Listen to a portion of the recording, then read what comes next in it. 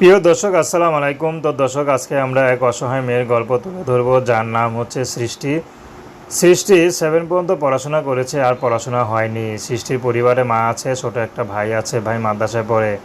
তো ভাই আগে স্কুলে পড়তো, তো পরে মাদ্রাসায় দিয়ে দিয়েছে। তো সৃষ্টিকে জিজ্ঞেস করা হইলো যে আপনি কেন আপনার পড়াশোনা বন্ধ করলেন, আর ভাইকে আবার স্কুল থেকে মাদ্রাসায় কেন দিলেন? দুইটাই পাশাপাশি পড়তো।